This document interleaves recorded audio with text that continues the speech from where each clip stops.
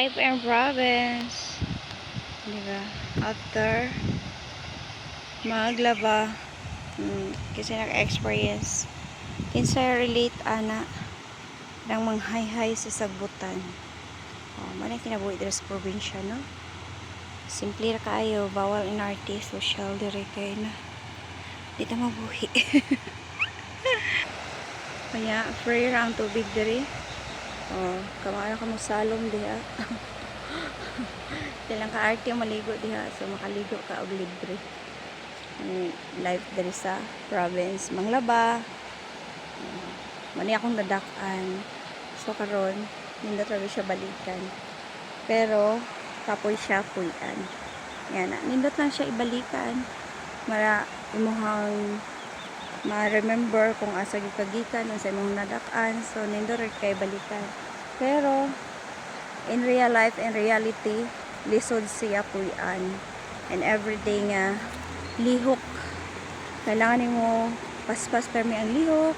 Dire, ayan na. So kapoy jud siya. Yan, nindot lang kay fresh. Kung mo na kung gikapoy ka sa syudad, so nindot ra kay mo refreshing dire sa bukid kay murag diri ka maka-feel og kanang sa bitaw simple nga ang mataw kanang murag dili nimo maramdaman ang unsa ka lisod sa kinabuhi kay murag everyday murag gamay lang bitaw og gastos, less og gastos ingana. So pwede ra ka makapanglaba without electricity nga bayaran kay moadto kag suba, pero in reality kapoy siya mahimuon kay layo pa man ang suba ingana moadto pa kadra init pa ana, pero at least makasave ka kaya na siya dere. Then makagulay ra ka, makakaon ra ka without nga dili ka mo gasto, pero in reality matagbaw pag kung ano ka nang panguha bitaw, unlike kapag sa syudad nara kay kwarta palit ra ka luto ingana, or pwede ra ka maka-order kung kapuyo na ka magluto. Ingana ra siya easy sa syudad, pero kailangan po nimo mukayod og trabaho kay para na kay i-sustain sa imuhang lifestyle dito. Dire ang tao ginagmay tinuod og kanang income daily, pero kuani sila dire murag bultuhan bitaw kay syempre farming dili man sila taga-adlaw mo harvest, pero ang ilang income is every 3 months ingana ba, pero sa ilang mga farm ingana ang harvest, mga harvest season. Pero slow ra pod ang paggawa sa ilang kwarta kay ilang lifestyle dire dili kayo high standard, diba? Ingani ra gid ang reality sa kinabuhi. More on lihok dire, effort ka tanan, gusto nimo og mga free nga sudan, kamao ra ka manguha sa suba, sa sapa ingana, kamao ka mangisda diha sa makalibre ka. Slow ang paggawa sa kwarta, pero need nimo og effort, need nimo og trabahoon. And then ang way sa pagtrabaho dire syempre nasa farming, init, kapoy. So na bata pa ko, pero dili ni mao mo ang syudad. Ayon, chika-chika sa ta. Dili ni mao mo ang bukid ay syudad naman noon. Bata pa ko sa una, I really hate na kanang wato bitaw farm. Init. Suguon ko sa una. Tabang ka digto ingana magkuan og palay, mais. Sige ko hilak ana no kay dili ko kay tapulan, may pagkatapulan pud ko. Dili ko kay kapoy ingana init. Ya, hate yun na magpainit bitaw kayo. Hate yun kayo na ako na yan. Mato nga kanang unsa man ka murag paminaw na ako unsa kataasa ang bukid dire nga ako makita ang kapalibot sa amoa is ingana pud ang ako kataas ang ako ang pangandoy nga one day dili ko mo puyo dili ko mo forever dire nga dire ra ko dili jud ko ingon nga magstay dire nga dire ko magpuyo ingana gyud ko dili ko magpuyo og bukid ingana sa una ko kahilas.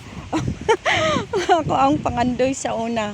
Yeah, in reality kay sa tinuod lang, slow tinuod diri, simple ang mga tao, na kay peace of mind, malinawon ingana, pero sa tinuod nga kinabuhi is very ma-feel pud mo ang kalisod. nga na siya reality. Ma-feel pud gyud nimo unsa ka lisod pud. Nga ingani ra imong income way sa pagtrabaho. So ako dili ko gusto ko og syudadan, ako gusto ko makalaa, gusto ko gingani, di ko ganaw init, gusto ko basta kay grabe ko sa una ang unsa ako ang kagustuhan nga kanang dili man ingon nga makurtahan or what is ma-improve ang ako ang lifestyle or among lifestyle. Ako dili ko magstay, dili ko magingani forever, dili ko magminyo diri. Di ko manguyab. Yeah. Ako dili ko manguyab diri og mga silingan. And yes, natinood yun na siya.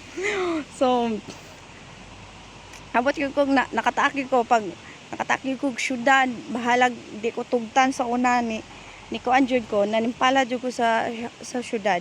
Kay gusto gid nako og kanang makatrabaho ko og tarong, na ako'y trabaho.